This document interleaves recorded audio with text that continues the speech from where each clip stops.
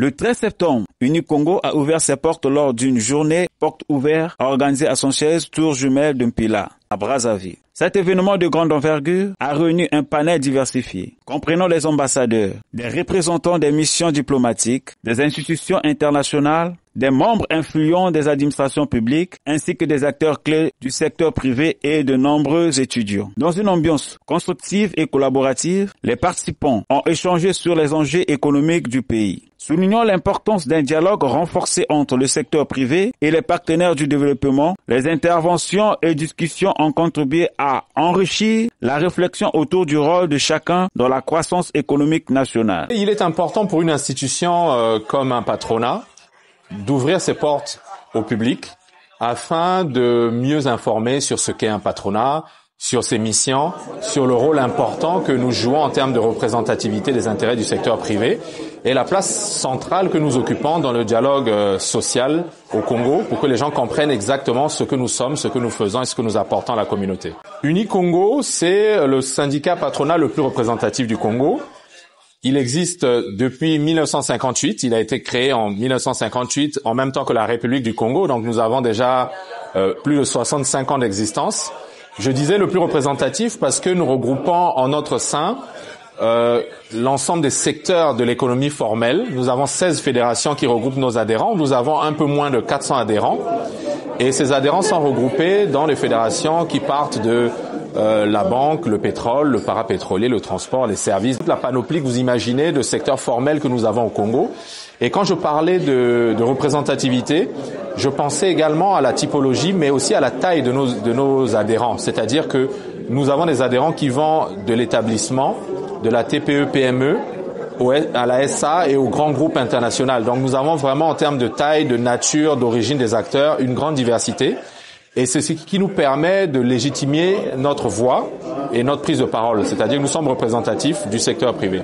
Nos missions, elles se déclinent d'abord de l'objectif principal qui est défendre les intérêts du secteur privé. Défendre le secteur privé, ça n'est pas seulement de négocier des accords particuliers, des exonérations, des avantages fiscaux en tout genre. C'est aussi faire des propositions sur l'amélioration de l'environnement des affaires, faire des propositions et agir pour l'évolution de certaines lois telles que le Code du travail. C'est représenter nos sociétés, au-delà du secteur privé, dans les négociations de conventions collectives, tout type de négociations sociales. C'est participer à toutes les actions aux côtés du gouvernement de promotion de l'investissement au Congo.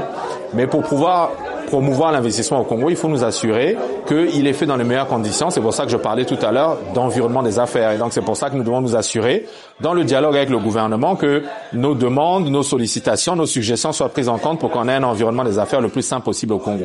Nous avons retenu d'Unicongo que c'est un syndicat patronal, c'est-à-dire une assemblée de chefs d'entreprise évoluant dans le privé, qui vise à vulgariser le secteur privé et à formaliser le maximum d'entreprises privées possibles. En tant qu'étudiants, nous étions surtout là pour le volet réseautage et nous en sortons pleinement satisfaits.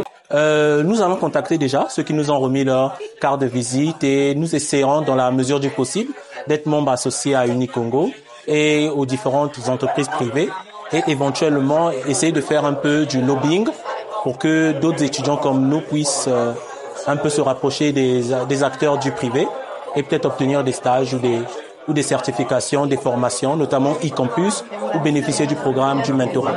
Oui, c'est une bonne initiative parce que ça permet évidemment de faire découvrir Unicongo, puisque Unicongo est souvent perçu comme étant effectivement un syndicat des entreprises d'origine occidentale ou des grands groupes.